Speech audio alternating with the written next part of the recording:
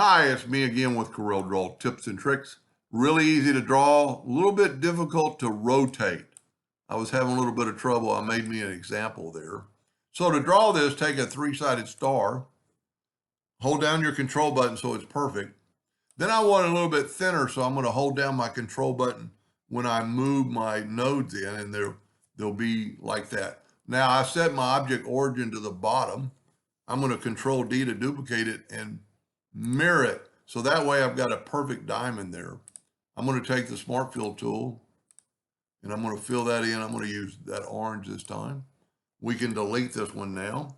We're going to take this and go with the interactive fill tool. We're going to make a little bit of black in it. I'm not exactly in the center, maybe a little bit less black. Now we need to group this together. Control G, Control D to duplicate it, and we'll double click on it, and we're going to rotate it 60 degrees. This is where I was kind of having problems. So it made that shape. Now you've got to group this together. Control G, Control D to duplicate, and we're going to move the rotation to there.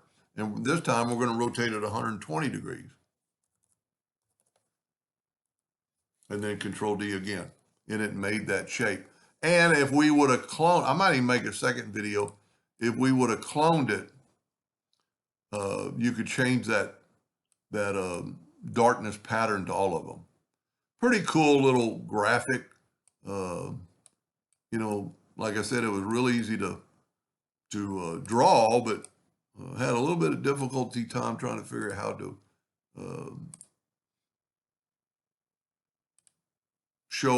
rotate right.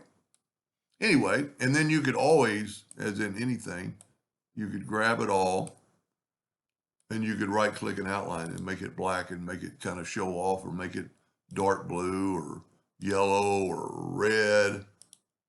I think just leaving it plain is probably the best.